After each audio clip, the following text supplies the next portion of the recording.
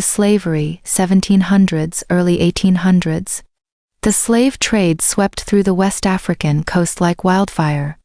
Some powerful chiefs in distant regions, desperate for weapons and foreign goods, began raiding villages. Wars were no longer fought for land but for bodies.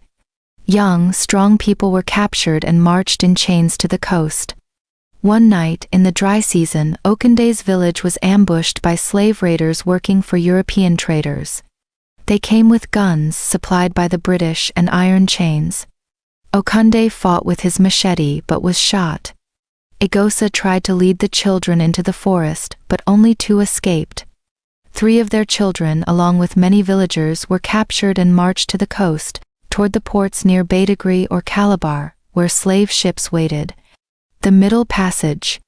Among the captured was Achuman, Okande's eldest son, only 17 years old. He was shackled and forced into the dark belly of a slave ship bound for the Americas.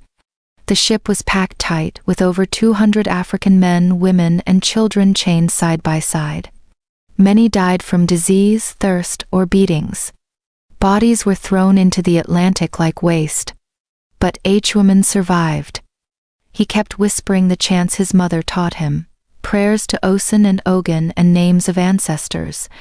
He swore he would never forget who he was, even if he had to change his name to survive. Life in slavery, early 1800s. Achuman was taken to the Caribbean island of Jamaica and renamed John by the British plantation owners. He was forced to work on a sugar plantation under brutal conditions.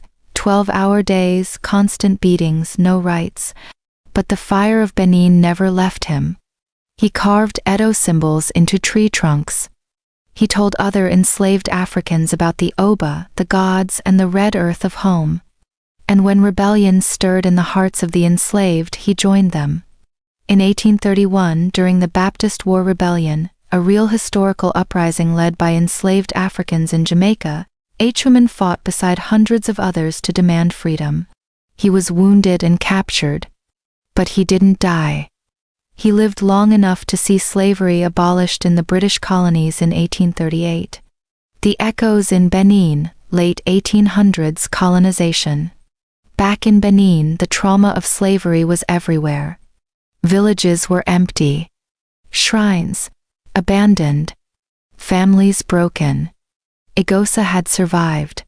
She became a high priestess of her village and swore to preserve the memory of those taken. Every year she performed a ritual called Yukyur Iwawa, the calling of the lost spirits.